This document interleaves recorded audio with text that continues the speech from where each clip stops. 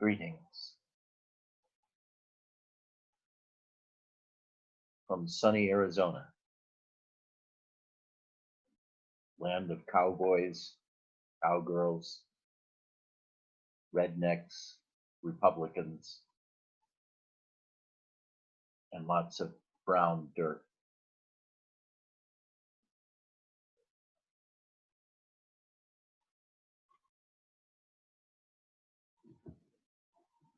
I love you all.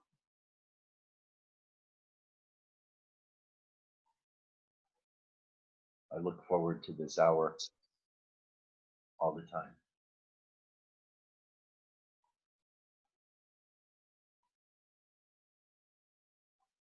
Each satsang, there's a different topic. But there's one thing I wanted to make clear, is that there's an interplay between the experience of emptiness and the experience of energies.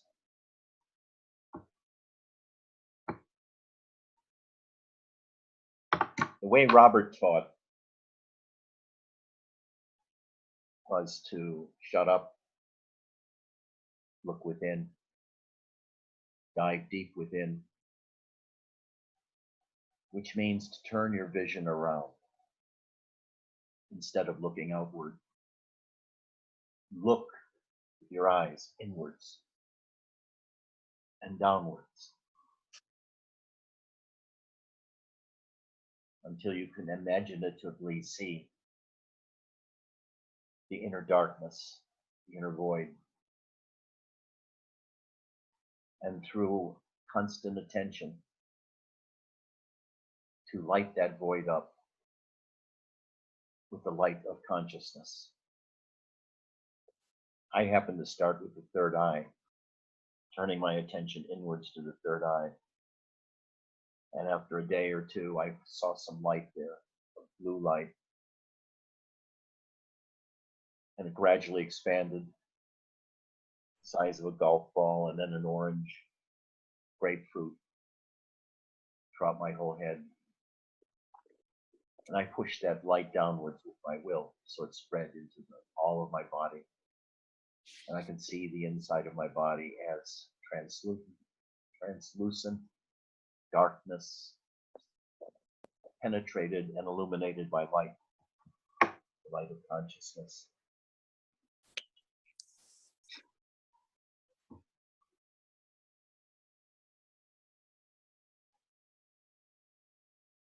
And the light went downwards into the ground and around into the room, so it filled all of space.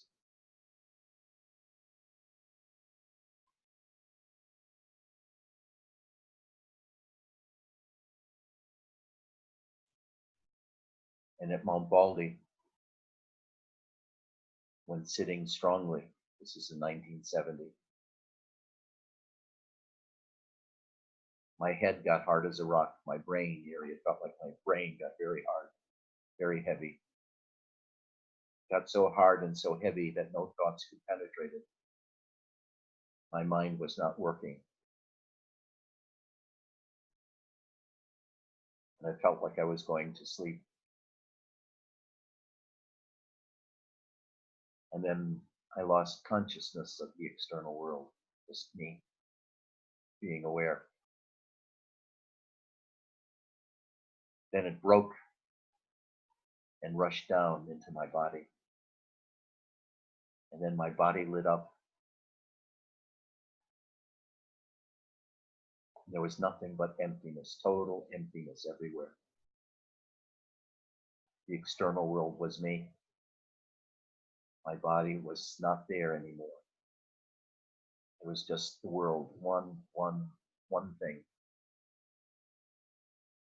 one unity.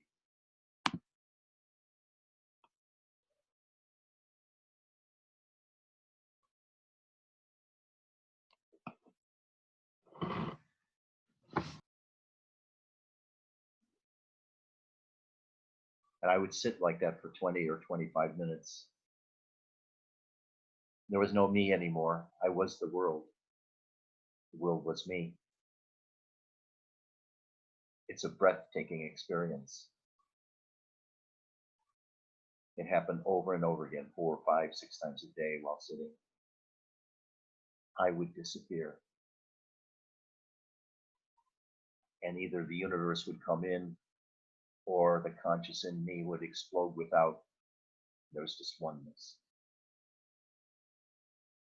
The thing was, the state was always confined to meditation, not to daily life.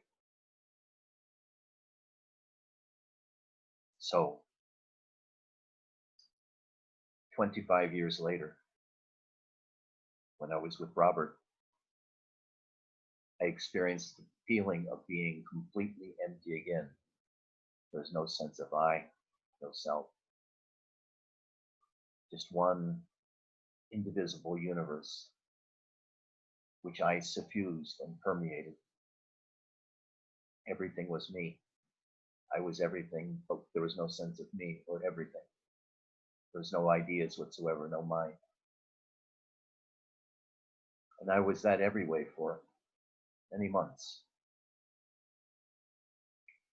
And sometimes it scared me because I said to myself, there's nobody home watching the shop.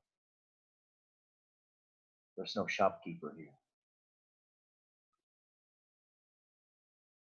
And I got scared and I called Robert on the phone. He was in Sedona at that time.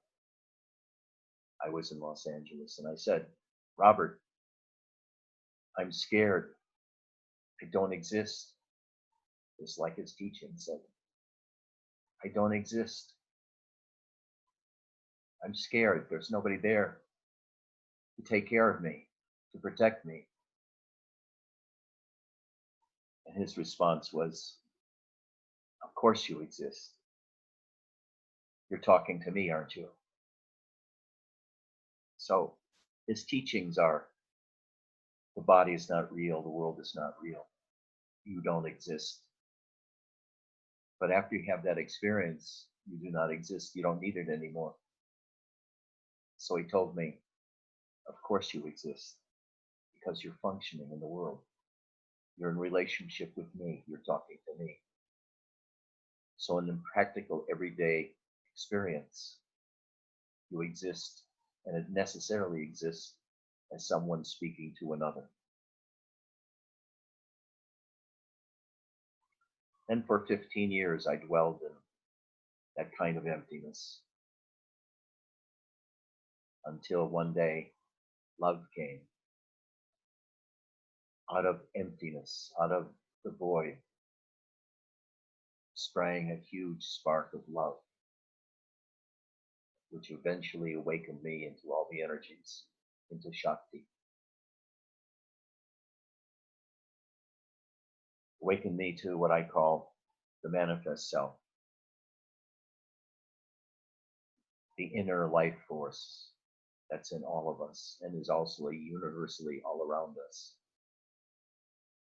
I awakened to that in an explosive experience of identity with the divine.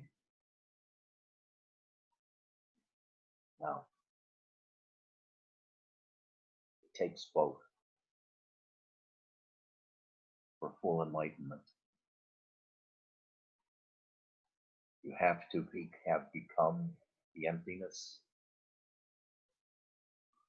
and you have to have become and experienced God within you, the divine within you, the life force within you. Now, these are opposite poles. For me, Shakti love, energies came out of the emptiness that I was in the area of my heart. But easily you can come from the other way too. Easily you can start feeling the energies, slowly at first, and then more and more energetically until it shakes your whole body. And you're in rapture and bliss, trembling with Kriya's movements, which gradually slow down over a period of years. And they become more and more subtle. More and more refined bliss.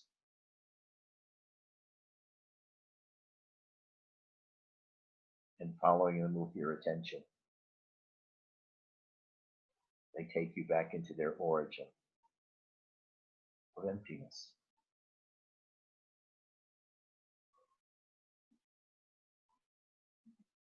And when you go back into this emptiness, feel immersed in the emptiness.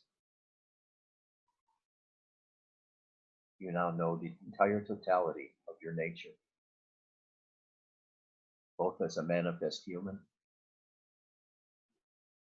as an individual acting at the behest of the life force, the divine. But you also know yourself as emptiness. And when you go to sleep at night, you sink away from both. The void disappears, but so does the world and awareness of your body. You've entered your final abode, which is nothingness. And then, like Robert, you become good for nothing. You don't care about the world. You don't care about your body. You're at peace. Eternal rest in sleep. And in fact, you carry that feeling around with you all the time. That deep down inside, you are indestructible, untouched by consciousness or anything within consciousness, including anything in the world. Now, the way Robert taught about nothingness and emptiness and Brahman was a story. It was a story told, not the reality, a story told to get you to calm down, to become still, to not pay attention to the external world or to your problems, and instead to sink into the beingness out of which your life explodes, out of which your life happens. The experience of pure beingness is totally blissful. You feel licked by God's grace. You feel taken in under his wing, completely rested, nothing to do, nowhere to go.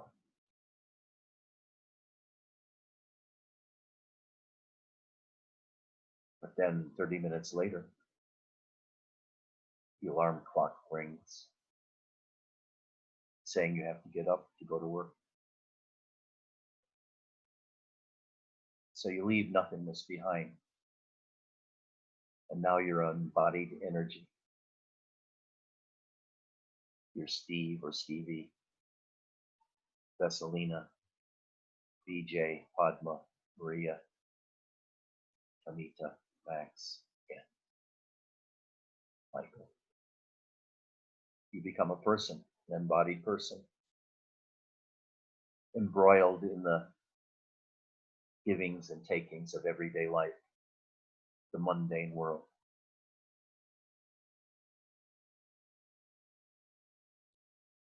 But if you truly embrace both emptiness and the energies, the Shakti that comes out of the emptiness, that comes out of Brahman, the life you live is not mundane because it's filled with energies and bliss of the most subtle kind. And you really don't mind being alive, even in the midst of the war zone, because you're aware of both your eternal existence, coming out of empty, coming out of nothingness, and how coming out of nothingness creates the void and the world and you at the same time. You become aware of the deepest truths that simultaneously you as a person, your awareness of God, and your awareness of the world all arise with you when you wake up in the morning. And thus you've created the universe and God and your body-mind by waking up in the morning. You do this with the help of Shakti, which gives everything its form, everything its function. And you play in that dream. And I say it's a dream not because it doesn't feel real, but because it always disappears back into nothingness.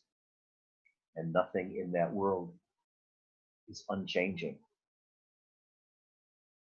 It's all there because of you, your awareness. So it's secondary to you. You are primary. And the same you, Maria. The same you, Ken. The same you, Mohammed, Veselina. That same you is in all of us. As you, but with a different body, a different genetics, a different mind, different sense organs. But the feeling of me is the same in all people. It's the sense of being alive, of being the center of an energetic field, a loving person, feeling person that wants to call out and say, I am, I am, I am, I am, more joyously and energetically every moment. Want to shout to the world, I am, I have come alive. From emptiness, I've come alive. And that emptiness has come out of nothingness. And I am alive. You want to announce it to the world as your discovery that is true for all of us. And you want to announce the presence of life in you as a prophet for all people to know their manifest self, the energetic self, the blissful self. You want to give it to all people. You want them to rest in your bliss because it's theirs too to take if they only shut up and feel within, feel their heart within, feel their gut within, feel the inner magnetic field of the sense of presence which extends outwards into the room. And you can communicate through your sense of presence better than with your eyes about the objects in the room around you or the people around you in the room. Your energy extends everywhere, and so does theirs. You interpenetrate other people. You can feel them. You can feel their presence. You can feel whether they're awake or asleep. You begin functioning with people by feeling their heart from your heart, rather than looking at them, hearing what they're saying, feeling what their words mean. Instead, you directly perceive their sense of presence with yours. And this is always going on in everybody. But mostly we're not aware of it because we're not sensitive to the energies.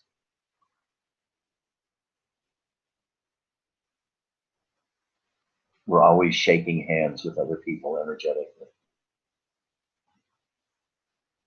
We're always holding them in our heart, in a sense, energetically, except those we don't like and we push them away. We always feel this. Most of you have intuitions of this. It's just that you haven't developed the capacity to enter into other people energetically and feel them, or allow them to enter you and to feel you. But even this is only one half of the truth. The other half of the truth is the void. You're aware of the void because of consciousness.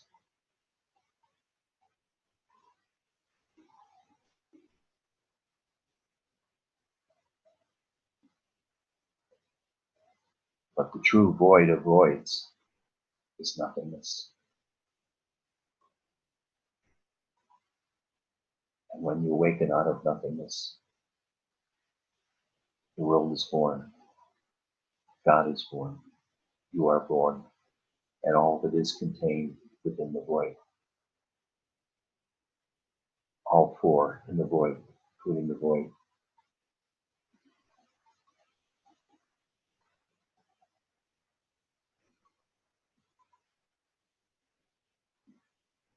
I wanted to talk about one other thing, which is the nature of Shakti.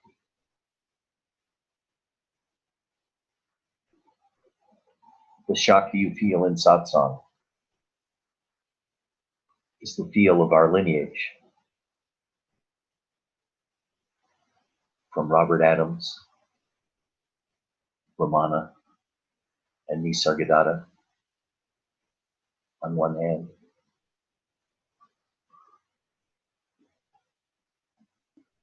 and also energy gurus that I've studied with, like Muktananda and Dhyan Yogi. It's also been tempered by my relationships with other people in the past, with Janet, Dia, and everybody I've gotten close to over the years. Each one has affected this energy within me, this lineage, so to speak, as well as my own genes, my own body, my own past of meditation, and the people I've studied with all have affected the lineage and modified it in some ways to make it more suitable to the 21st century, more easily absorbed. So, I've discovered that the way of Robert is very narrow. Very few people can enter the path from ordinary life and go directly into emptiness. It took me many, many years. But I find if you can go from ordinary life into Shakti, into energies, begin feeling them and following the energies. Feel them in your heart, in your body, in your gut, your sexual organs, your throat, your head. The whole trip is far more interesting than trying to get to the void, the absolute. And you can spend years working with the energies and in the energies, understanding ever more deeply the malleability of space-time. Once you deeply, deeply understand that concepts and words are just maps of an ever-changing reality underneath them that is non-conceptual in nature. But the concepts, the story, give the energies underneath forms that persist.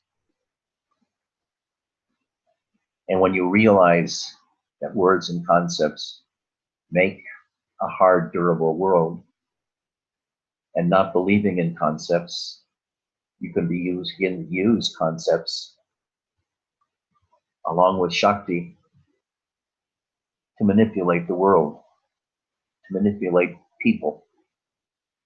And I don't mean manipulate in terms of making them jump through hoops or something like that, but you manipulate their energy field to help them out, to find out where it hurts, to find blockages, and you go inside and unblock them. And there's no way to describe how to do it. You have to just know your own sense of presence well enough and be able to feel the sense of presence in other people to be able to figure out how to do it. But I give you a little hint. When you can sink deeply into yourself and are extremely quiet, extremely relaxed, and feel the sense of presence in you and around you, centered in your heart, you move through space, through your heart strings, you might say, into the heart or the gut of another person. At first, it seems like you're doing it imaginatively, but you're not. You're now operating in the astral realm, which has different physics from the physical realm. And you can easily travel around the world in instants, astrally, to be in the heart of another, 7,000, 8,000 miles away, and feel their pain inside of them, not as your own pain, but as a blockage or a tension. And you feel your way into that tension. You allow it to come into your heart. And you too are now entrained, in a sense, until you begin resonating. And the wonderful thing is, the blockage is destroyed when it resonates with somebody who is empty. And thus you can heal other people of physical problems, emotional problems, anxiety, fear, anger, hate, or inner blockages to their energies. Because you, knowing emptiness and feeling emptiness, can transfer that emptiness to them. And in that emptiness, those blockages are dissipated.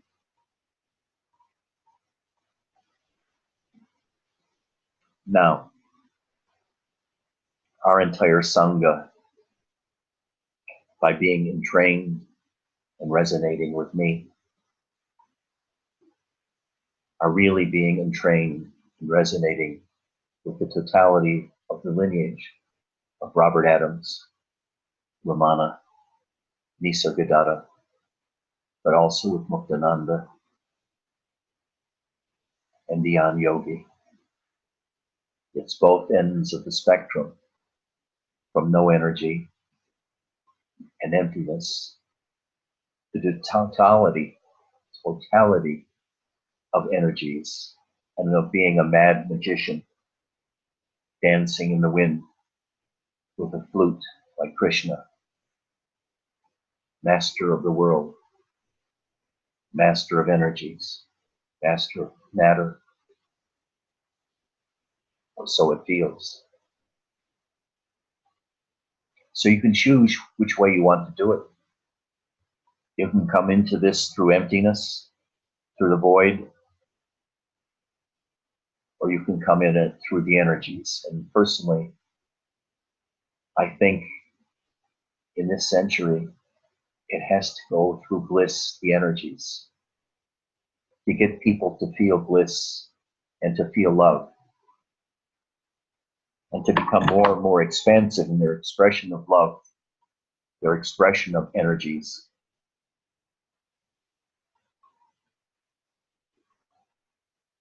Because another thing is it makes for a better world. And right now we're living in a crappy world. And we can do a little bit to make it less crappy. Polly just said yes. She said yes again. She's a wise cat.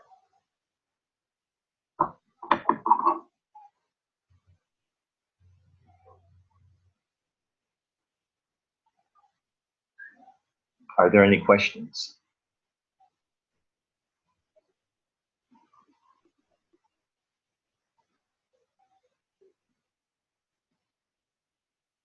So the energy around this room now, with my two victims here,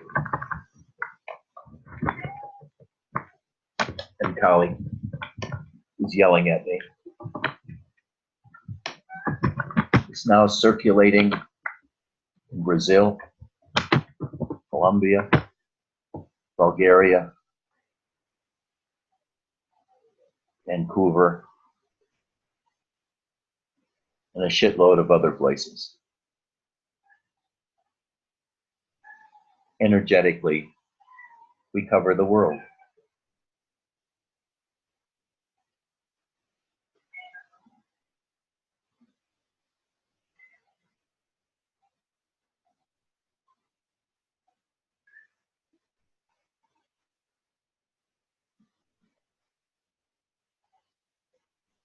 Now, do you feel these energies within you? Remember what it feels like. And you can return to it at any time.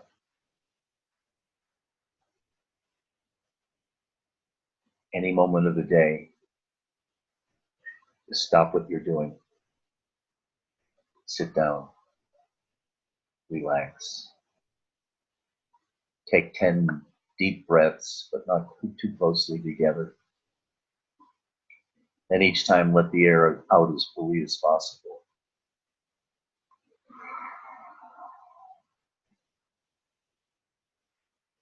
Each time you do this, you'll feel your body relaxing more and more.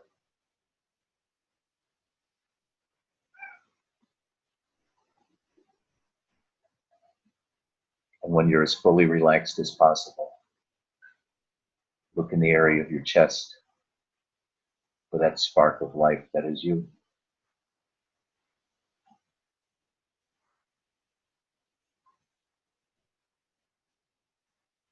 You're feeling Robert. You're feeling Romana.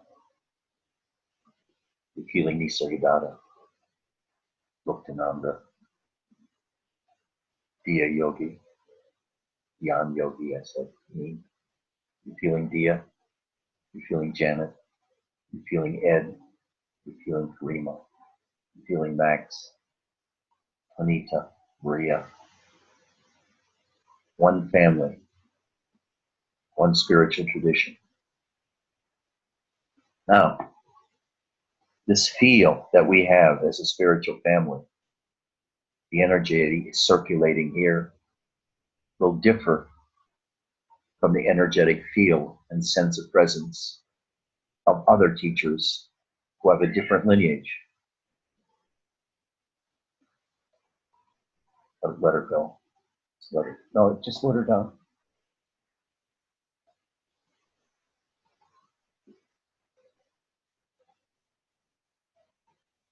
And other people feeling your energy, if they're from a different spiritual tradition, may not like the energy that you give off because it feels off from others in their family.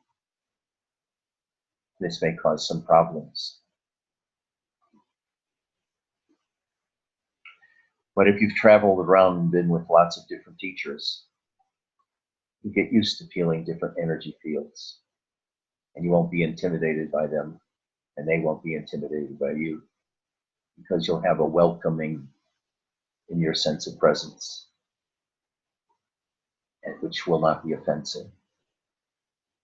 But a lot of the wars in this world are due to the different sense of presences, the different fields, the different vibes given off by the various spiritual tribes.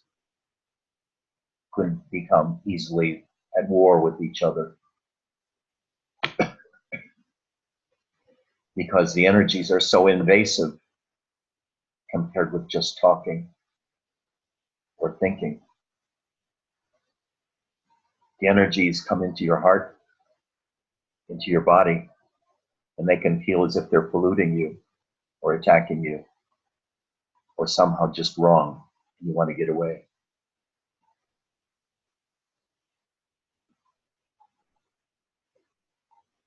I had one student once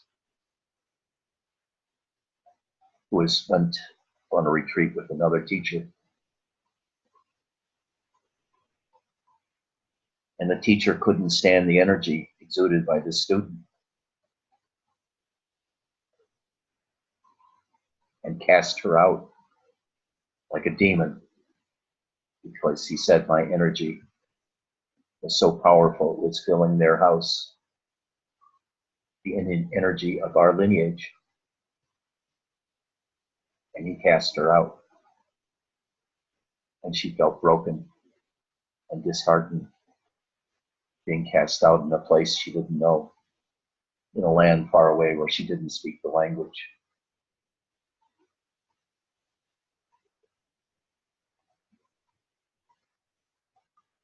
The guy was a pussy, couldn't handle the energy. But such is the case, and beware that when you go to other spiritual teachers, they can feel it if they're at all sensitive.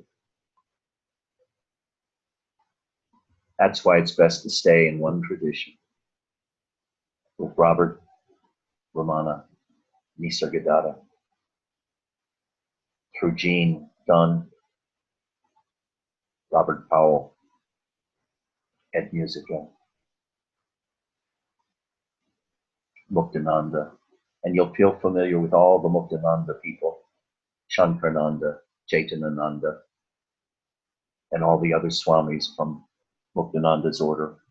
And you'll feel familiar too with teachings of Rudy, Chaitanananda's teacher. And you'll find certain books, certain teachings comfortable to you because they're already in the energy field of this Sangha.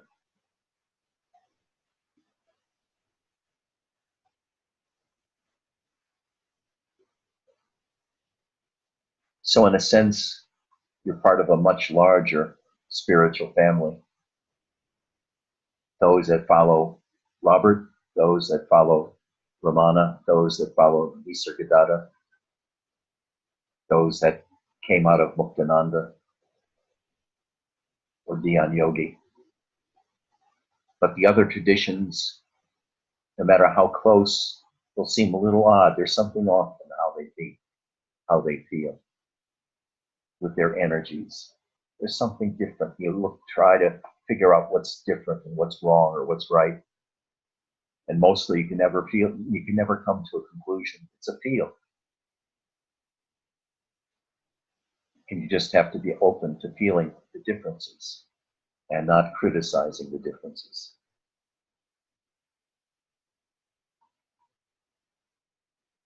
Or not becoming angry or fearful of the other's energy.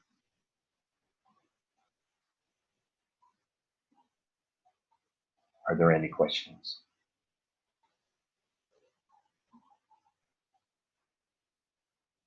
Any suggestions?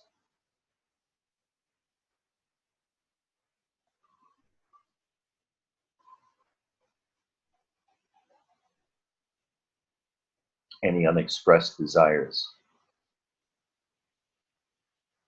Any unexpressed fears?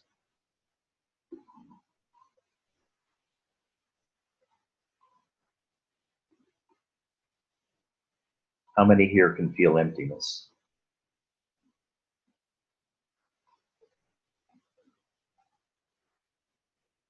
How many feel energies?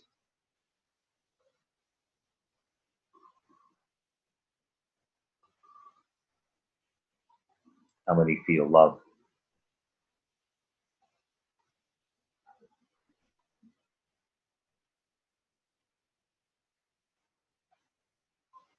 I love you too, all of you.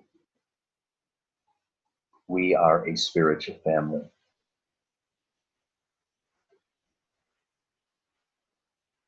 Kind of exclusive thing. Not everybody can join this family because they have a different flavor, because of their life experiences, how open they are to energies or to emptiness,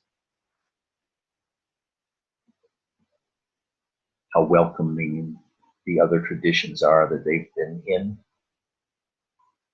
or whether they're just book learners that really haven't studied spirituality in terms of themselves and their feelings.